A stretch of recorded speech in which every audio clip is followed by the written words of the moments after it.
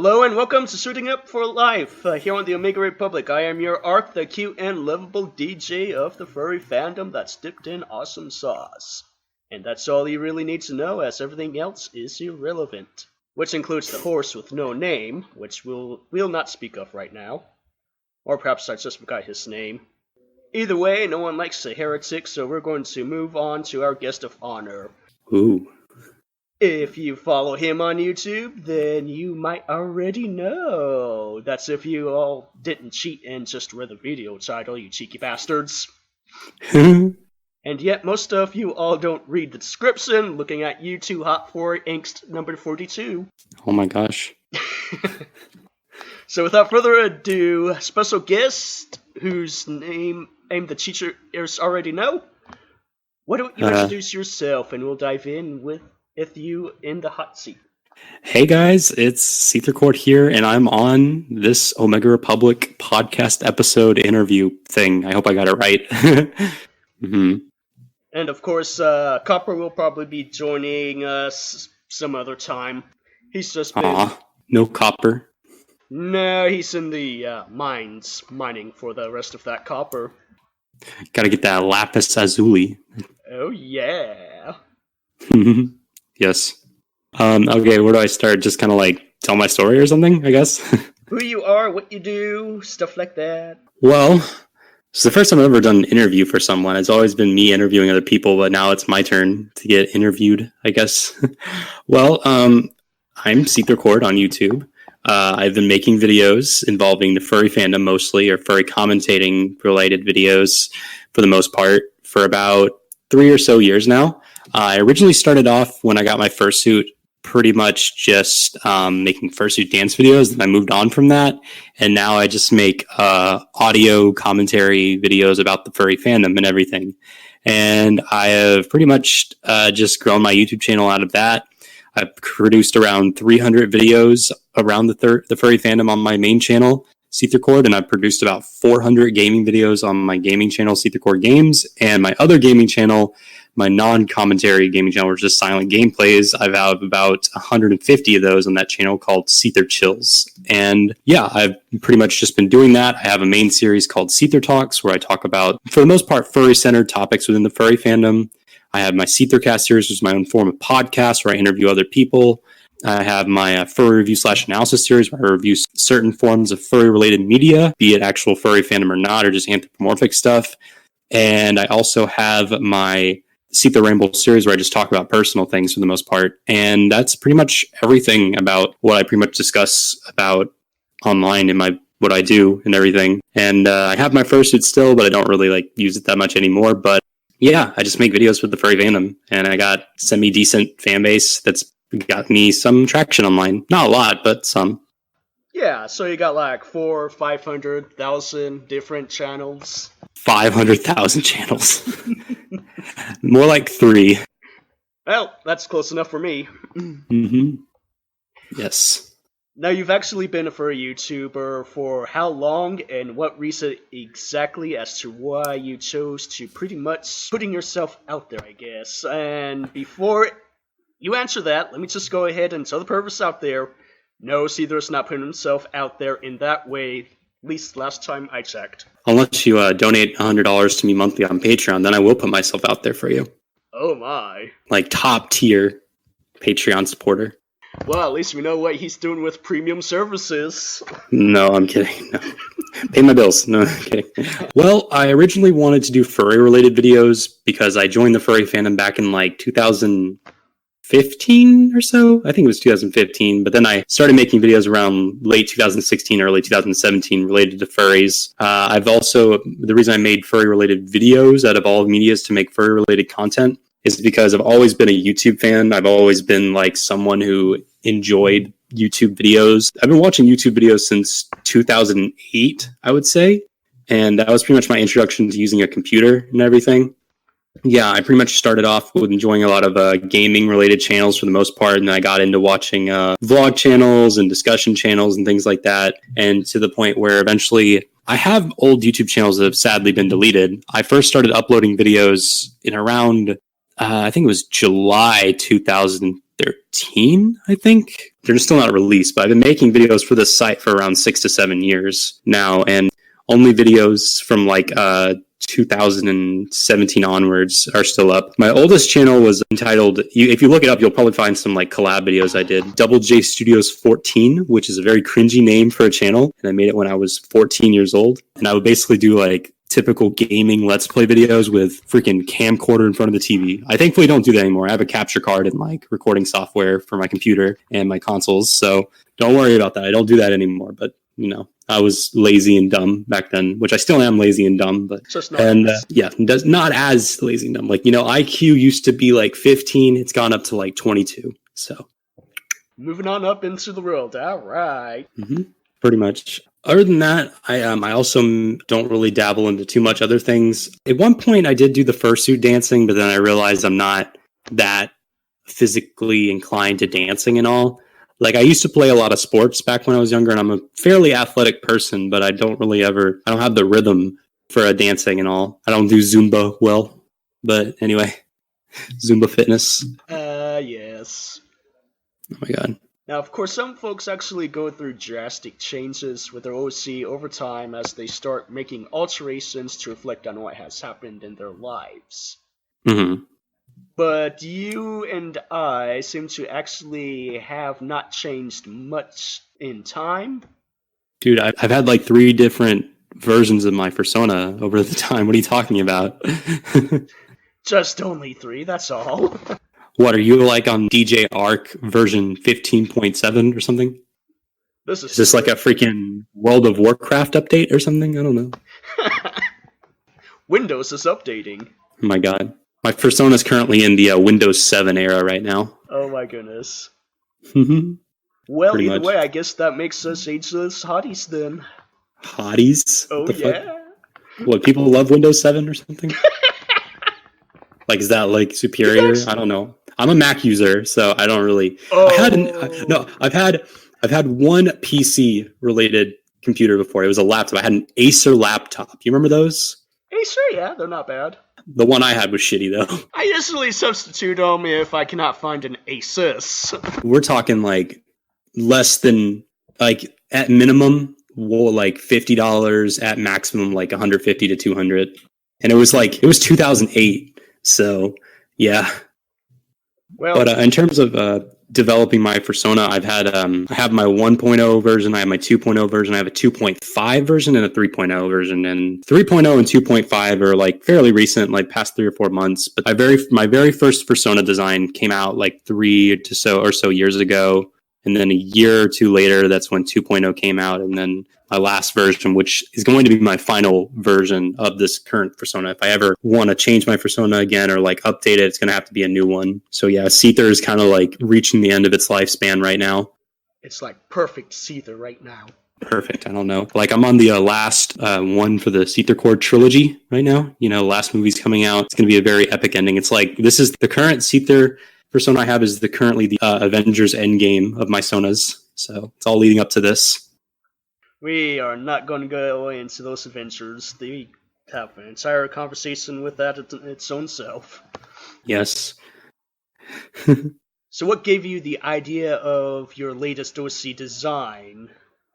Well, I always found the color palettes I use to be very, they mix very well with me. I like the color ocean blue, baby blue, light blue. I love blue all the way around. Except dark blue. I don't really like dark blue, but every other version of blue, I love it. I think the color pink is a pretty cool color. I know it's usually seen as like a very feminine color, but back in the day, like 100, 200 years ago, it was seen as a very masculine color. You know that? Yeah, originally the pink and blue gender thing was swapped. For some oddball reason, I have no idea why. Yeah, I don't even think in general stances, like, blue is seen as a manly color for the most part. I think it's like green and all are seen as like manly colors. Yeah, blue. I love blue. I think pink mixes well, and I loved pink, blue, and black were always like 3 colors I felt like really fit my design very well. And also later on, I added in a lot of red, and I added in some white and some yellow, black stripes and everything, and like adding in the black tips to my hair. I love that. And Updating it like with all three versions have always been kind of like changes throughout my life. I would represent like version 1.0 represented me when I was like very, very young and all, like very slender, slim and everything like that. Pretty much like me when I first entered the fandom and I was, like boy kind of thing. Excuse that language. Pretty much that. And then version 2.0 kind of represented me maybe from like, I'd say like 2016, 17, things like that. Early 2018 where it was the more darker years of my life. 2.0 is a lot more on the shady looking side, very like uglier kind of thing, like not really appealing to look at because it kind of represents more of like the darker side. But then 3.0 is kind of like a new resurgence, a new breath of fresh air that's like more fixed and all. 2.0 represented me during a part of my life when I was a lot heavier, and now I've slimmed down a lot, and 3.0 is a more slimmer version like that. But also 3.0 is way longer hair. Funny thing, like as time went on, I lost weight, but I gained a lot of hair. It's funny. I have to keep my hair in ponytails to keep my hair out of my face. And also the beard growing into the goatee, which I don't have in the Sona. I don't think my Seether Sona would look good with a goatee. Yeah, it would be quite strange, especially with pastel colors. Then again, Pink beard. Blue beard. Blue beard. A blue beard with blue chin. Oh, my God. Well, I guess you could say that's the pastel blue and pink color that makes you look like a cotton candy wolf was something that you instantly thought of. Yes. I don't know. I don't like cotton candy. Like the only time I would ever get reminded of Seether through cotton candy would be like if you go to like an ice cream shop and you would see the cotton candy flavored ice cream. It has the exact same colors. Interesting enough, that's actually one of the more popular flavors. I mean, years ago when I used to be an ice cream handler. I never really was an ice cream guy personally. I never enjoyed ice cream. I'm more of like a salty hot food guy. I want something that fills me up. I don't like sugar. I don't like sugary foods that make you not hungry or don't fill you up. Yeah, interesting enough, one of the things that I really never quite got my head wrapped around was that people would always eat ice cream during the cold winter months. Yeah, I don't know. Like some people like a frozen treat, Yeah, I suppose they just like getting frozen to death inside and out. Frozen nips. Oh my. Yes. Cut through glass. Oh my God. So how was it exactly that he got into the fandom anyways? I would say it's mostly through my interest in Nintendo games. A lot of Nintendo franchises and even some Sony franchises too, but mostly Nintendo. But Nintendo, Sony, and a little bit of Sega really helped me have some interest in these characters. I've always liked the anthropomorphic design. I thought it looked really cool. I was never the type to really sexualize it though, as some other people would. But I don't know, I just felt oddly satisfying seeing the designs of them. And I would enjoy making characters that would center around anthropomorphism and furries and all. And then I found out there was a lot of online communities. And the first you learn through fan art also. And unfortunately, a lot of the fan art kind of curses stuff when it comes to these characters, especially the Nintendo ones, like Star Fox fan art, Animal Crossing Isabelle fan art. Oh my God. Furries ruined those characters. Why would you do that? Yes. I actually remember the first time I ever really got involved with furries was through Skype. And it usually wouldn't be me looking for furry friends. It would be usually my gamer friends I would meet online. And it would just so happen one of them happened to be a furry. And that's how I only knew two of them through that. But then I eventually looked up on Google and I found a Reddit thread with a link to the official Skype furries group. And I don't think it's the official, the most important furry related group on Skype. It was labeled as Skype furries. And I remembered it was New Year's Eve and I was all alone and I was my family was out and I was just by myself and I was my 15, 16-year-old self. I was looking online for friends to hang out with. Maybe I can meet some people through the furry fandom. And I found someone who's going to add me and I was like, hey, I can't wait to join Skype furries and all. On New Year's Eve, I want to party. He's like, oh, I'll do it tomorrow. I'm really drunk right now. And I'm like, oh, come on, dude. 15, 16 years old, home alone. Yeah, I'm forever alone. Tear. Sounds like a movie. Yes, but oh my God, Home Alone. Anyway, but then I joined Skype furries, and then being in that group, someone added me to another furry-related group, and then they added from that group, someone in that group added me to another furry-related group, which I get annoyed because quite a couple people in the furry fandom, when you're on Skype or Discord, they'll just add you to other groups without your consent, and it's annoying. And you have 50 freaking furry related Skype groups. There's like one called Fluff Butts, and there's one called the Salt Mine. It was crazy. Everyone wanted to own a group and have everyone else invited. Yeah, and the next thing you know, like freaking, you're getting like 100,000 notifications from this new group you didn't even know you were a part of. The good old days.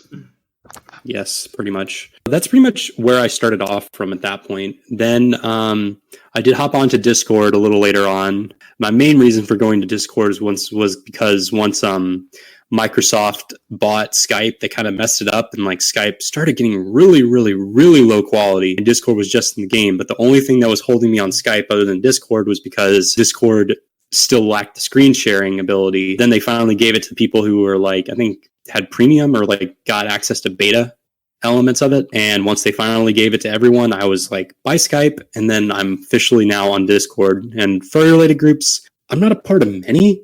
I focus on my own furry Discord server primarily, that for my YouTube channel and all. I don't really get involved with that. But in terms of like finding people in the furry fandom, it's mostly now through furry YouTubers or people who watch my videos that want to, talk to me or something. And to anyone watching out there, if you want to message me about something, I can't assure that I'll reply, but don't feel scared to. It's not like I'm going to just ignore your message because there's too many. There's not that many people messaging me. I'm not as popular as some people make me out to be. Like in the game of YouTube, like 7,000 subs ain't nothing. It really isn't. But if you do message me, I'll more than likely hit you up. If you actually like send me a genuine like, hi, how you doing kind of thing, instead of being those few people who watch my videos and they just send me memes and that's it. And there's no reason to respond. Or it could just be like me, one of those creepy little guys in the corner in the shadows, just watching. Yes. Silently. Oh my gosh.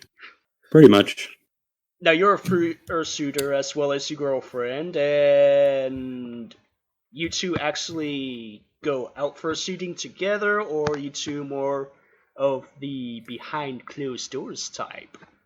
Behind closed doors. I'm not really public about fursuiting. If I ever do bring up the fact that I'm a furry, I more so like show them my YouTube channel rather than me being a fursuiter, because I invested about $350 to $400 on my first and only partial fursuit. And it was from the creator called Blue Wolf Studios, or I think that was, no, their old name was Knuckler Fur Creations back when I got in. Now they're known as Blue Wolf Studios. Look that up on Facebook for Affinity, everything like that. I would recommend Facebook more so if you want to get a commission. I remember that my girlfriend and I, Cramshy, we both got, this was before we were dating. So like, but we became kind of like closer through getting our fursuits together. We both got our fursuits commissioned together at the same time. And we both got them for around $350 to $400 each. We were like the last two people that the Blue Wolf Studios got commissions from before they raised their prices from like $350 to $400 for a partial suit to about $600, $700 per suit. So we got really lucky there. But I will say I wouldn't say the money was a good investment. Even though I do fursuit, I'll still do it on occasion, but really I don't think it's something I want to invest too much money into ever again. Maybe in the future, like if I ever get more social, because I'm in the deep trenches of Mississippi, man. There's nothing out here to do and there's nowhere to fursuit, and you will get beat up if you do it.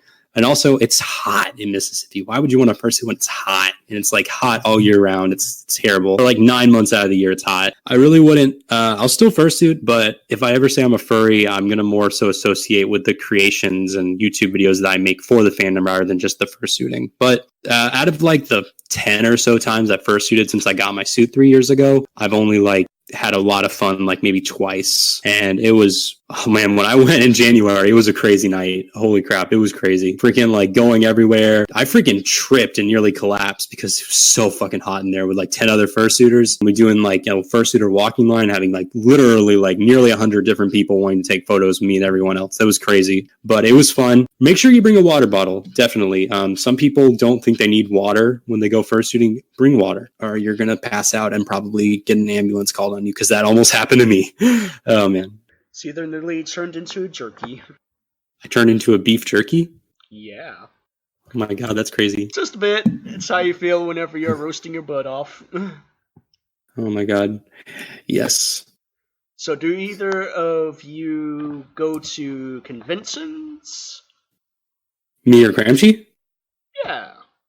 Well, Cramshy, she focuses a lot more on going to the Brazilian fur festivals because she currently lives in the portions of Paraguay and Brazil, respectively. She lives like right in between both of them. She goes to attend Brazil. I think it's called Brazil Fur Fest, and she's been attending it almost every year. She didn't do it this past year because money and also funding our relationship and everything and visiting. But yeah, she has attended that one a few years, and that's pretty much the biggest name, Brazil Fur Fest. Brazil centered furry convention. It's pretty big. Other than that, there's no really any other like major ones in Paraguay or Brazil. There's mostly like fur meets and little like subsections of conventions that have furry centered parts to it. Other than that, on my own end, I haven't attended an actual furry convention before, but I have attended quite a couple cons that are furry centered. It's just I haven't attended a furry convention yet because they're all too far from Mississippi. Like whenever I do get to the point where I will go to a furry convention, it will more than likely be Furry Weekend Atlanta or FWA. And that's gonna, if I can afford Atlanta, Georgia. But yeah, we will go there, hopefully. But I will stick to still like every year, every 2 years, I'm going to stick to New Orleans Wizard World Comic Con. Go there. That's a great convention. There's also a MechaCon that happened this past weekend. You can go and check that one out in New Orleans as well. So that's July for MechaCon, January for New Wizard World, respectively. A lot of furries attend both of them. Actually, I think MechaCon had a furry panel or fursuiter panel there as well at an anime Comic Con convention. So that's a pretty cool one. Well, it just looks like you're going to have to go ahead and find the best furry convention on that side of the Mississippi River, then. Oh my god. We're going to be doing this all day long. Oh my god. Just talk about furries, nothing else. No, only furry conventions, this whole interview podcast thing. Well, you're actually not only a gamer, but also a collector. Mm-hmm. And what exactly are you collecting in terms of games, and how extensive has your archive gotten so far? Well, the thing is, I found it interesting you're bringing that up because, like, I talk about it a lot, and I play a lot of retro games on my gaming channel. Which can I actually go into furries and gaming channels for a second? Sure. Thank you. I think you can agree, and I think you've heard about this, that like in terms of like growing a successful gaming channel on YouTube, that's pretty much non-existent at this point. You know, you can't really do that anymore unless you already have a successful channel and like, hey, I'm going to start a gaming channel on my side channel, you know? Yeah, everybody's pipe dream. Mm-hmm. There are a lot of like furry YouTubers I've seen where they have like thousands upon thousands of subscribers already from their fursuiting videos or their fursuit vlog videos or their furry comedy skit videos. And they start a gaming channel and then they make like a few videos on it, barely any views. And compared to the first channel that has like thousands upon thousands of subscribers, like, you know, the gaming channel will have like 100 at the most, 200 maybe subs overall, probably like 10 or so views per video on the gaming channel, and they give up on it. Me, on the other hand, I pretty much suffered the same fate. I've been making videos on there consistently, not fully consistently. I've taken breaks from it for about 2 to 3 years now. I've done 400 videos, and I started off pretty bad, but now it's gotten up to about nearly 450 subs. And I don't really care about subs at the end of the day. I care about making the content I want to make, and I enjoy making gaming videos. That's what I started in the beginning. And when I do get tired of making my furry videos on my main channel, which I do get a little tired of making furry videos, but I always bounce back. I will say that doing the gaming channel while I do on the side helps me get through that rut of when I'm making the furry videos. But don't expect them to ever die out anytime soon. I still got a lot of furry videos to do, but gaming stuff also consistent. But the no commentary gaming channel, where there's no commentary, the third channel, I only update that when I have free time. But I bring that up because I don't really ever show off the gaming collection. I thought about making a side series on the gaming channel where I like show off what I've collected and everything, but I really haven't had the time to do that, and I have to get out their recording equipment for like recording stuff, and that's annoying. I don't have the time really and all, and I'm not really good at like saying stuff on camera, so that would be kind of weird. But you are asking, if I finally get back to what you were asking about what I have in my collection. Yeah. I am collecting mostly Nintendo, but I am getting to collecting a little bit of Sony stuff also. Like I just got a PlayStation 1 recently, and I have a PS2. I got to get a PS3 soon, and I got a few PS1 games. But however, it's I still want to focus on Nintendo primarily because most of the games I've grown up with and played for most of my life were Nintendo, but I'm collecting a little bit of PlayStation stuff. I might get to Sega systems. I have a Sega Dreamcast also. But Microsoft, I have my 360. I enjoyed it. But original Xbox and Xbox One, not really my cup of tea. And I might try it. And if I can find a game that might interest me, I'll probably get the system and probably like get one game for it. And maybe like if I enjoy it, the controller feel, then I'll probably get more games going on. But Yeah, maybe the only thing for Xbox One that interests me is Rare Replay, where it shows a lot of the classic Rare games like Conquer and Banjo-Kazooie. Might give me interest in an Xbox One. Yeah, but now I do some Steam stuff. I like Portal. I like Team Fortress 2. I like Undertale, things like that. I love those two. I'm never going to really be interested in collecting like big box PC games because those are kind of pointless and not really like worth anything or any of my interests either. But to get to Nintendo, I have a lot of Nintendo stuff. I have almost every home console I got. All I'm missing is an NES and a Super Nintendo, and I should be good to go. I got a lot of Wii games. I got a lot of GameCube games. I just got my N64 collection started up. I'm building up my handheld games like Game Boy, Game Boy Advance, Game Boy Color, DS, 3DS. I am going for a complete GameCube and Nintendo 64 set. I'm going to collect every game, both of those systems respectfully, because those two mean the world to me. And in terms of like actually collecting for it, like in terms of like ratio of good games to bad games, both of those systems have, for the most part, pretty solid games. Like there's still some shovelware garbage, but for the most part, there's not as much as the Wii has, because the Wii has a lot of shitty shovelware games. But yeah, I'm going for that. I'm also going to go for maybe some Japanese and PAL region games, like PAL European stuff, and get some like Japanese and European systems as well, if I can get the money, because that's when the big pricey dollar is going to come in. Well, sounds like you're quite the collector and a bit of a hipster. Why hipster? GameCube is hipster? Or Nintendo 64? No, so because the big box game's too good for you. The big box PC games? Oh my god. Okay, like to be honest, who buys those anymore? I don't know a single person who buys physical copies of PC games anymore. No, they don't. Do they still sell them? Yeah.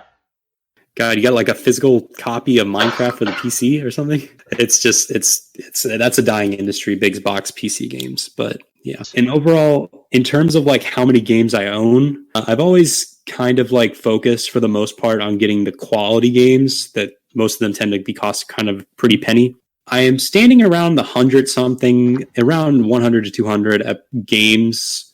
I'm getting closer to getting the 200 though. So maybe in a few months I might get up to 200 video games, but I will limit myself. Like after GameCube and N64 is done, I'm only going to focus on getting the quality stuff because I don't want to own too many physical possessions personally. Like some people, like some of these YouTubers, these retro gaming YouTubers have like 8,000 games. And I'm like, that's crazy. Yeah. And of course, so where in the world would you get the storage for all of that stuff? Like, I know this one YouTuber, I'm not going to say his username. He's pretty popular. He's a retro gaming YouTuber. Mm-hmm. He had an incident with like his house flooding, and he put his entire gaming collection, his game room with all of his equipment and gaming collection stuff, he put it in the basement. And I'm like, you don't do that. Like, you are going like thousands upon thousands of dollars worth of expensive, rare items in the basement that could flood. Yeah. It's a dumb move, and I'm just like cringing at it. He claimed that he had insurance coverage for his gaming collection. I don't know if that's possible, but... Yeah, it is. I mean, you can put pretty much insurance on anything as long as it has value. I would more be inclined, though, to have insurance on my home and having somewhere to sleep. Alright, so how much would you say the furry community has actually impacted your life? I would say it's impacted me a lot more a few years prior or so. If it wasn't for the furry fandom, I wouldn't have my girlfriend. I wouldn't have a channel with a lot of subscribers. Not too many, but I have like a following that I appreciate and enjoy. And I have a set of people who like to come to my channel, because I don't know if I ever told this, because I don't care about subscribers as much anymore, because I've been making videos on the site for like 7-8 years. And all the channels I did in the past, it would take me like the Seether Cord channel that I started in 2015 after making videos for like 4 or 5 years is the first channel to ever get to 100 subscribers. Like my very first YouTube channel took me a year and a half to get 90. And I made like 300-400 videos, and I spent hours upon hours making videos as well. They were terrible videos, but they were videos I put time into. And I'm at least grateful that I have people that can come back to my content and watch and will like enjoy it and comment. Because I feel bad for channels that are just starting out, which takes them a long time to get like at least their first 20 or so subscribers. Because you tend to have, of those people, like you tend to have some of them where they don't have any like consistent viewers. Like they don't get comments. They don't get people who are actually looking forward to it. So they're kind of alone. And I'm very fortunate at least to have like, my small niche of people watching rather than like hundreds upon hundreds of thousands of comments I have to like look through for the ones I can recognize. I'm very grateful for it. And of course, that's one of the things that's beautiful as well, simply because you can be able to go ahead and engage individuals. And if you're a bit of an outgoing type person, it's a great way to meet new folks. It is, but I will say I'm not like the type of person who I've always, for the most part of my life, I've been like hanging out and going, most of my socializing has been through online, which is a good thing. At the same time, I don't like it because now as I'm getting older and I'm in college now, I'm trying to get more IRL social. And a lot of that involves probably not furries. Like I'm getting to the point where I'll still make furry related content and do my job on YouTube. But however, I'm not going to like make furry be a primary focus in my socializing anymore.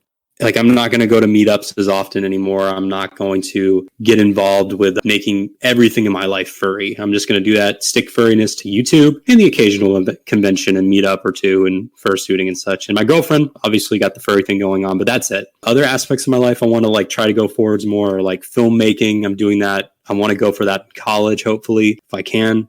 And game collecting and gaming. I love gaming. Everybody loves gaming. You can never go wrong with that. Some people don't, but Oh yes, they prefer sports. The outside athletic jocks.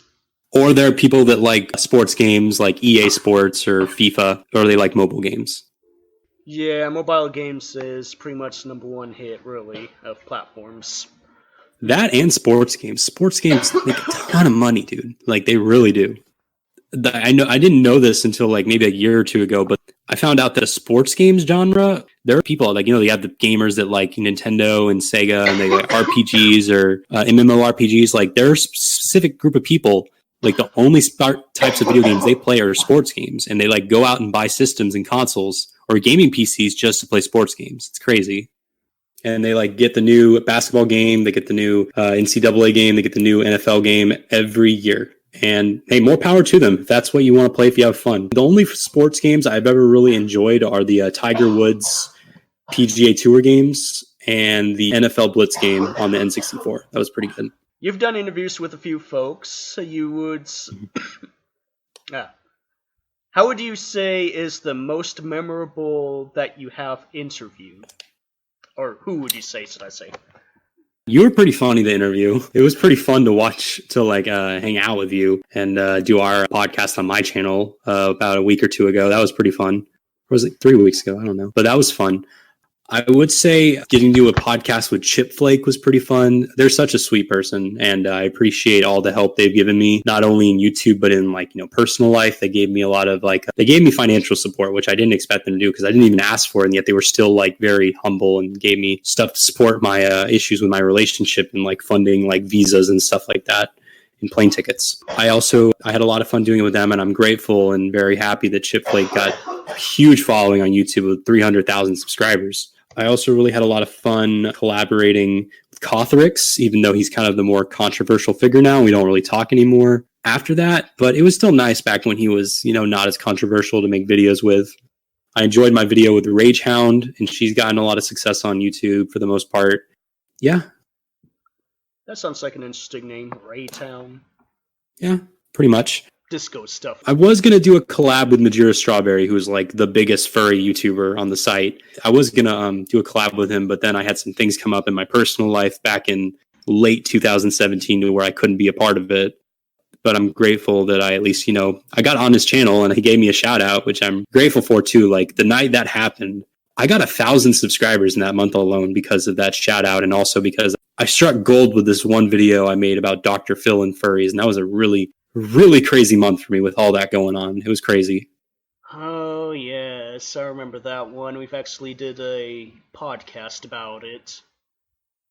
I genuinely don't remember any of the stuff we did 2 or 3 years ago involving the podcast, except for the podcast where I fell asleep. That was it. Well, at least we have that kind of memory. Like, oh man, DJ, we gotta get some life into this podcast. Alright, well, getting back onto that, what would you say actually has been your most controversial topic on your show? And looking at it now, do you regret touching that subject?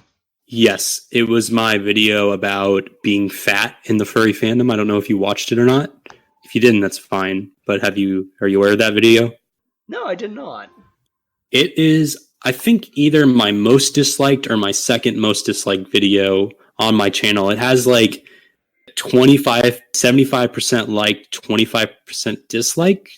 And the reason I didn't like the video is because it was very rushed, it was forced, and I didn't like it overall because I was if you go back and watch it, it's called Being Fat in the Furry Fandom. And it's also one of my most viewed videos, which I'm very not happy with the fact that it's one of my worst videos and it's also one of my most popular videos at the same time, so I'm not proud of it. But if you watch it, you can just see I'm so critical of like people who are overweight, and yet I still like agree with some of my statements, how it's your own personal responsibility of like your weight and everything. But however, the way I presented it and the way I was expressing it just made it seem like so hateful and not accepting, or like I was coming off so hostile and hateful. And also, I was very ignorant. I didn't look up certain things, and some people in the comment section called me out. But thankfully, I made a video in response to that a couple months later, and basically just calling out everything I said wrong. And I pretty much just did a reaction to my own video. It was just, I've redeemed myself since then, but still, it's like a video. If people want to look at my channel or my videos, I'm like, don't watch that video, please. If you're curious, please don't watch it. Don't give it views, please. But that's it. That's scrutiny at its finest. Mm-hmm. Now, exactly how has your perspective of the furry community changed over time? It's gotten to a point where I do feel like quite a few people in the fandom are very sensitive. And there's something wrong with being sensitive, but when you get to the point where that's like interfering with other people's, livelihoods, or I get certain comments from certain people, which kind of like sour the bunch, which I shouldn't let it, but certain comments of people saying, I don't like this about your videos. I don't like you saying these things. These are offensive or something like that. And I'm like, it's my content to make, and I don't know. And it's gotten to a point where when I make videos now, if they have like somewhat of controversial topics to them, I have to pretty much just get myself, and I have to be all like, I don't mean to offend anyone. I'm not trying to offend anyone. Please don't dislike the video, things like that. And I hate that I do that. And I got to do differently from that. And I got to like stop worrying about like offending people. And I have people in the comment section be like, dude, stop apologizing to the people that'll get offended. And yeah, if you don't like what I have to say, I should say in my own videos more, but if you don't like what I have to say, you can at least not like be like, oh, I hate this or something like that. But if you don't like it, then go watch something else. But I'm up for debate. I tend to be, for the most part, respectful whenever I talk about controversial stuff. I don't want to really antagonize any people directly in my videos. I'll call out some people's bullshit, but I'll never use like certain names or anything in my videos.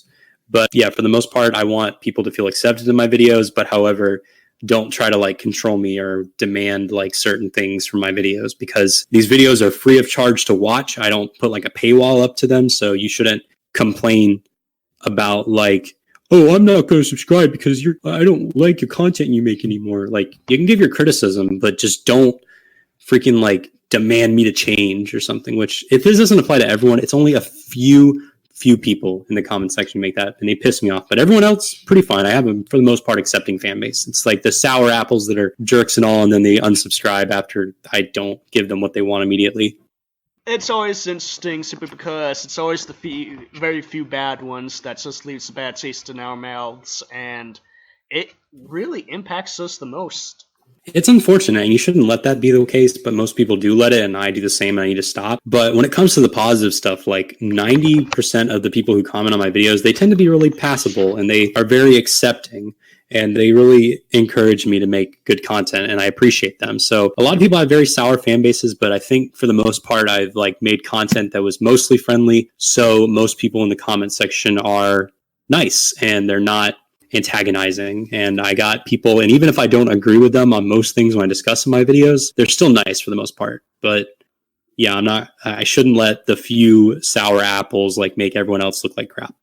Because that's just bad sauce. Ew. As much as I give flack to Cord Kitty and just about everyone else who isn't a sun-worshipping canine, And especially those who are dragons. Dragons. Yeah, back at you, Sal. Oh my god. Low-key dissing your partner. Nah, I'm always ditching dragons. Or circles. Yeah. Oh my god. Well, canine side is the best side of the furry fandom. Oh yeah, of course. Incredibly racist.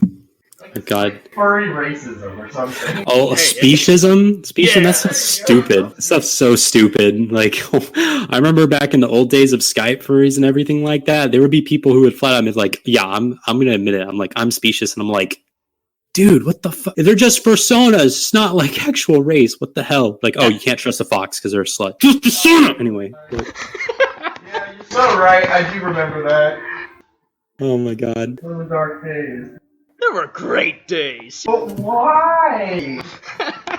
So we're going to go ahead and wrap this up. And final question for you. A lot of things can happen when you're in the fandom. And I've heard a lot of stories. But what would be the most craziest experience you've ever had before in the fandom? It probably had to be the time I saw someone post in a Skype group a picture of them in an adult diaper, and I nearly wanted to throw up when I saw that, and so I quickly left the group when I saw them post a picture of themselves in a diaper. And they had on a My Little Pony crop top. It was horrible, and they were 40-something. So yeah, that image really cannot get out of your head. Nope, and I'm sorry if I put it in yours. That's alright, we've asked for it. Well, I think we're going to go ahead and finish this up here. We are definitely in overtime. Yep. Overtime. It's a good thing we don't get paid by the hour. I wonder how Pretty that much. would work if I was CEO. Oh my god, really? But are you gonna let me plug my social media or not, dude? Come on. Go right ahead. Thank you. If you want to find me online, follow me on YouTube, youtube.com/Seether Cord, SEETHERCORD. Subscribe to my channel right there. Check out videos, around 2 to 3 videos per week, usually. It's kind of a hard time for me. It's probably 1 to 2 videos per week, though. Yeah, check out that channel. Check out my gaming channel, Seether Cord Games, SEETHERCORDGAMES, for gameplay videos almost every day. Right now, it's kind of stagnant because I have some editing to do in the trip coming up with my girlfriend, so probably every 3 days now, but it'll pick back up soon, I promise you that. Pretty much follow me on Twitter, @Seether Cord. That's just how I spelt it, for updates on videos and everything like that. Follow me on Patreon. Yeah, get my donate and everything like that, $1 tier, $3 tier. It might be updated soon, but if you want to help out the channel, $1 or $3 will help out just fine. Or donate to my coffee if you want also to support me. It can be any amount or whatever. I think that's it. And make sure to check out Omega Republic and everything else like that. And we're out of here. Yes, and we'll go ahead and put the links in the description as well. But like I said, not like any of you cheeky bastards read the descriptions. Am I right? Yeah, put an end card for it, please. Or my channel or whatever. Yeah. Thank you. All right. We'll go ahead and see you guys next week. Goodbye, everyone.